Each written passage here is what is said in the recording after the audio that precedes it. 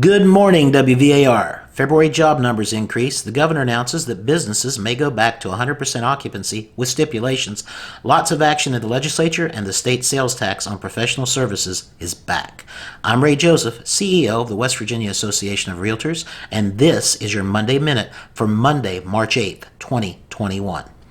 On the national scene, the job market has strengthened, adding 379,000 net new job additions last month. While this is good news, we need another 9.5 million to get us back to our pre-COVID economy. The increase should be positive for the housing industry. However, it could trigger a rise in mortgage rates. As jobs and inflation rise, so too will mortgage rates. The next few months may require some delicate balancing as these forces push against each other. In 2018, as jobs increased, there was a modest decline in home buying. On Friday, Governor Justice signed Executive Order 8-21, which increases the capacity limit for all restaurants and bars to 100% of their seating capacity, up from 75% previously. This change applies only if social distancing can be maintained between groups that arrive and sit together. Bars may only increase capacity to the extent they have physical seating for every patron. No standing room for people to congregate will be allowed. Capacity limitations for small businesses, retail stores, and grocery stores are lifted as well, provided that all such businesses continue to follow all applicable safety guidelines, including but not limited to mandatory face covering and social distancing. The governor also announced that he will be increasing the capacity limit for other businesses that still had capacity restrictions, such as gyms, fitness centers, and museums, to 100% of their capacity. These businesses must also continue to follow all applicable safety guidelines, including but not limited to mandatory face coverings and social distancing. Executive Order 8-21 also increases the social gathering limit to 100 people, up from 75 previously. The limitation applies only for any gathering of people for purely social purposes. The limitation does not apply to any activity, business, or entity that has been deemed essential, such as religious services, weddings, group meetings, conferences, or other special events held for essential businesses and operations.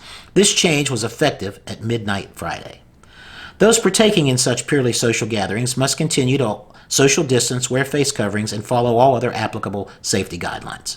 The order also allows all youth travel sports to take place, except for games, practices, or any other types of competition within counties designated as red in the DHHR's County Alert System map.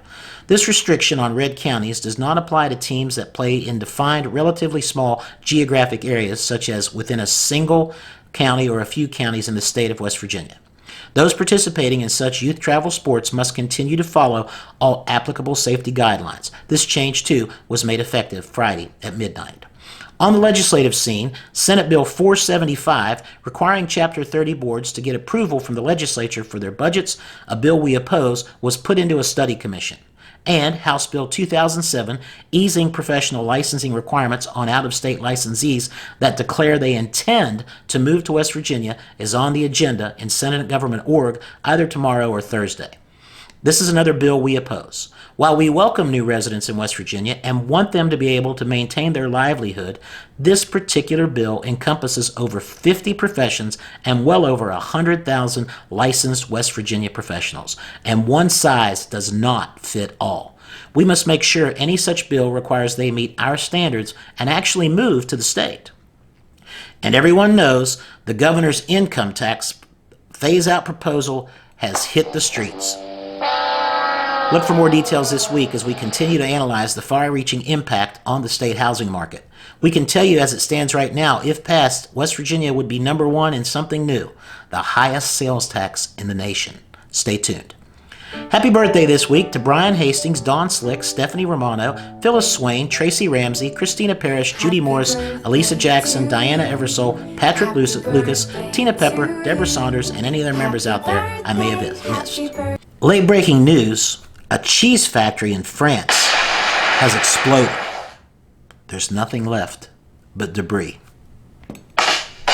Keep doing what you do, and we will too. We're here for you. Make sure you stay connected with us on Facebook and our YouTube channel. Stay involved, stay engaged, and stay safe. I'm Ray Joseph, and that's it for this week's Monday Minute. Thanks for listening.